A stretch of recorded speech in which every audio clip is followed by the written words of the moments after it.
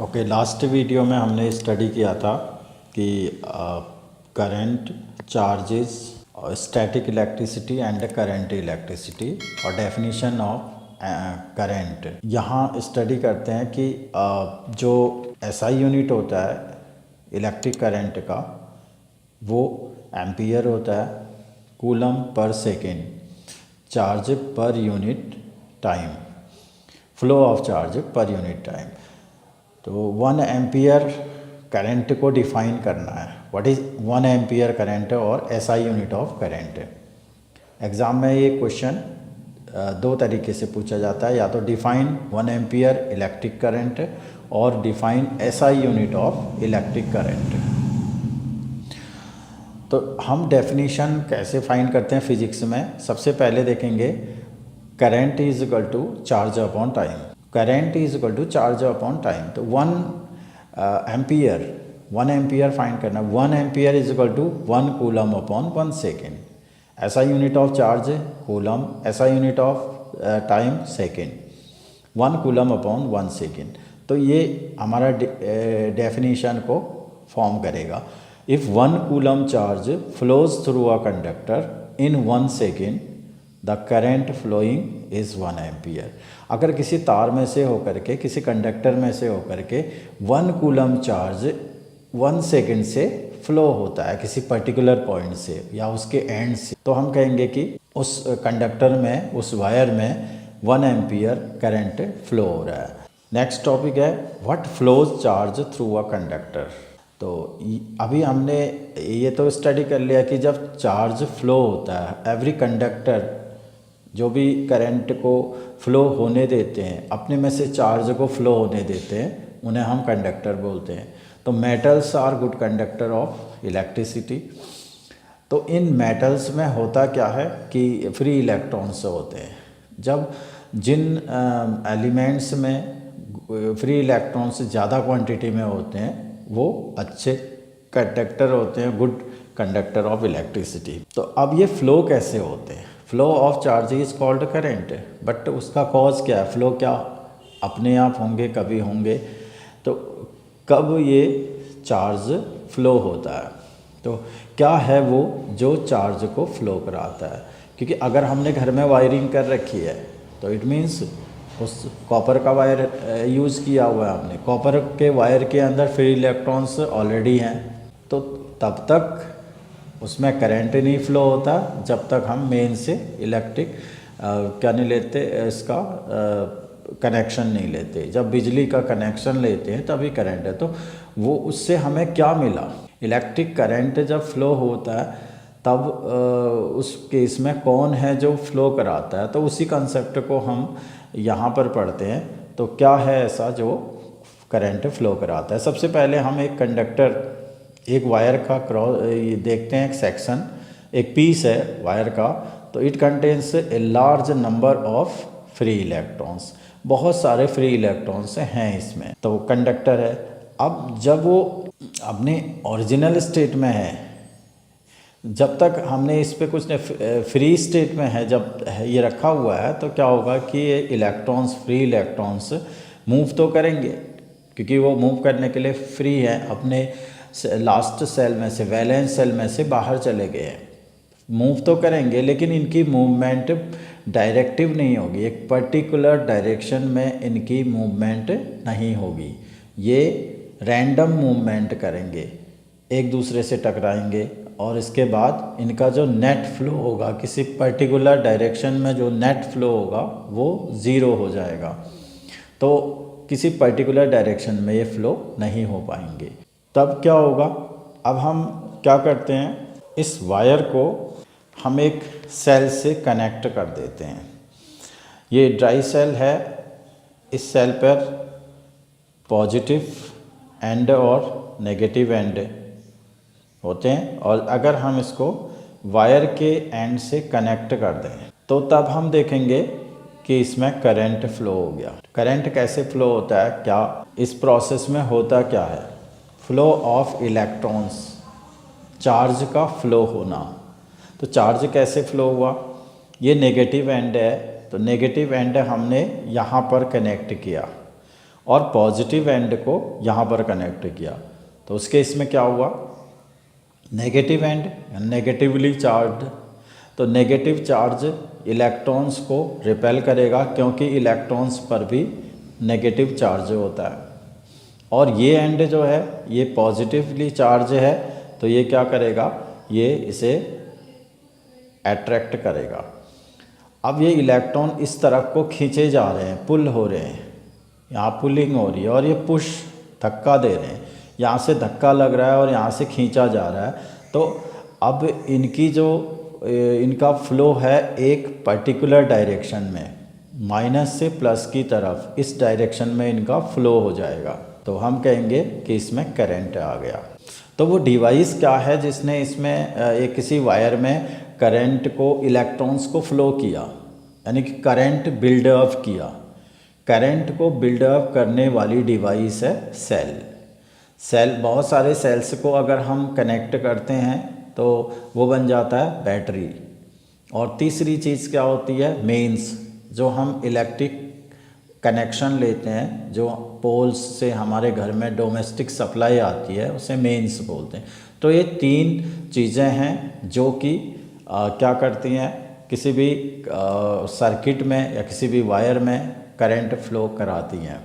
तो इन्हें हम बोलते हैं EMF, यानी कि इलेक्ट्रोमोटिव फोर्स इनने प्रोवाइड किया। अब नेक्स्ट है, अगर हम देखते हैं तो ये जो करंट की डिवाइस क्या है, ये करंट की जो डायरेक्शन है वो ये है। करंट की डायरेक्शन क्या हुई, ये इस तरफ को, माइनस टू प्लस, ये डायरेक्शन हो गई। इसे हम बोलते हैं इलेक्ट्रॉनिक करंट। इलेक्ट्रॉनिक करंट और कन्वेंशनल करंट, 2 तरह की करंट हम कंसीडर करते हैं। What is electronic current, the flow of electron is called electronic current. और डायरेक्शन क्या होगी, जिस डायरेक्शन में इलेक्ट्रॉन्स फ्लो हो रहे हैं वो डायरेक्शन इलेक्ट्रॉनिक करंट की डायरेक्शन होगी।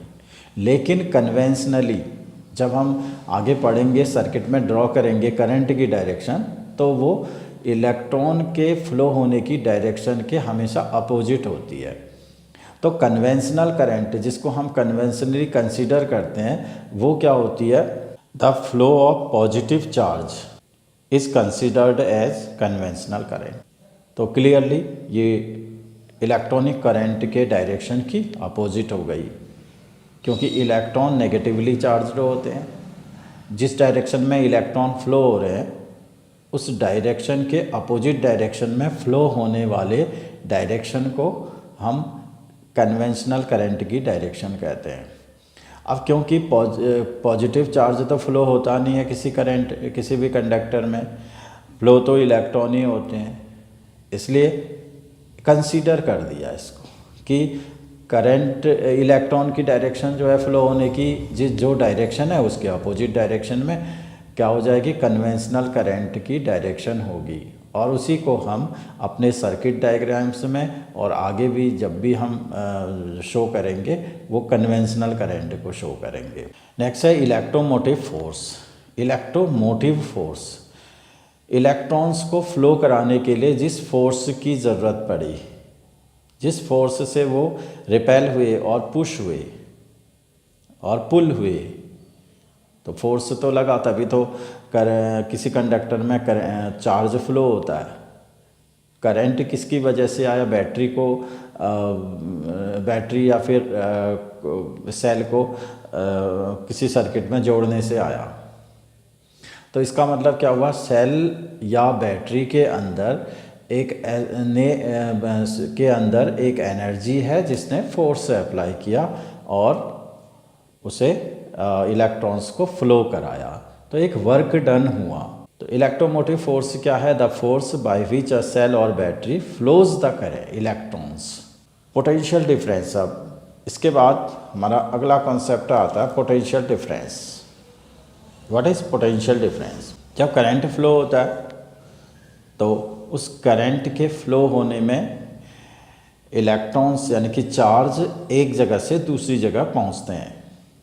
सपोज़ हम एक छोटा सा सर्किट ले लेते हैं जिसमें हमने सेल कनेक्ट किया हुआ है और एक बल्ब है। अगर हम इसको कनेक्ट कर देंगे तो क्या होगा, ए से बी तक चार्ज फ्लो होगा। यहाँ पर ए और ये बी, बीच में हमने ये बल्ब लगा दिया, तो ये बल्ब जल जाएगा। बल्ब क्यों जला, करंट आ गया। तो ये ए से बी तक चार्ज को फ्लो कराने में जितना वर्क डन हुआ, क्योंकि जब फोर्स लगेगा तो वर्क डन होगा, तो वर्क डन जितना भी हुआ उसी को हम क्या बोलते हैं, पोटेंशियल डिफरेंस कहते हैं। और नॉर्मली हम इसे वोल्टेज बोलते हैं। इतनी वोल्टेज आ रही है, वोल्टेज कम है, ज़्यादा है, तो ये वर्ड जब हम वोल्टेज वर्ड यूज़ करते हैं तो इट मीन्स वर्क डन होता है। तो इसको हम कैसे डिफाइन करते हैं, potential difference is work done to carry unit charge from one point to another point in an electric circuit. क्योंकि पोटेंशियल डिफरेंस भी एक फिजिकल क्वांटिटी है, इसलिए इसका भी यूनिट होगा। तो पोटेंशियल डिफरेंस का फॉर्मूला क्या हो जाएगा, work done upon charge. Work done upon charge, work done per unit charge है, तो per unit charge means upon charge. Potential difference is equal to work done upon charge, W upon Q. ये symbol हो गया W work done का, Q charge का। तो इसका unit क्या बनेगा, इट इज़ स्केलर क्वांटिटी, क्योंकि वर्क डन एक स्केलर क्वांटिटी है, चार्ज भी स्केलर क्वांटिटी है, तो दोनों स्केलर क्वांटिटीज़ हैं, तो पोटेंशियल डिफरेंस भी एक स्केलर क्वांटिटी होगी। इसका SI यूनिट होगा जूल अपॉन कूलम। वर्क का यूनिट जूल और चार्ज का यूनिट कूलम, और इसको हम अलेक्जेंडर वोल्ट के याद में वोल्ट लिख, तो ये हो गया वोल्ट, इसका SI यूनिट हो गया वोल्ट। और जनरली हम इस वर्ड से काफ़ी अवेयर हैं, इतने वोल्ट 230 वोल्ट आ रही है, या फिर ये 12 वोल्ट की बैटरी है, 6 वोल्ट की बैटरी है, 1.5 वोल्ट का सेल है, तो ये सारा पोटेंशियल डिफरेंस ही है। अब है इसके यूनिट को, SI यूनिट को डिफाइन करना है। 1 volt, what is 1 volt, SI unit of potential difference. जैसे हमने अभी 1 एम्पियर इलेक्ट्रिक करंट को डिफ़ाइन किया, वैसे ही 1 वोल्ट को डिफ़ाइन करते हैं SI unit of potential difference. तो पोटेंशियल डिफरेंस का SI यूनिट क्या होता है, 1 वोल्ट होता है। तो 1 वोल्ट को डिफ़ाइन करना है हमने। इफ़ 1 जूल, बिल्कुल वैसी है कि potential difference is equal to work done upon charge. तो वर्क डन जूल में होगा।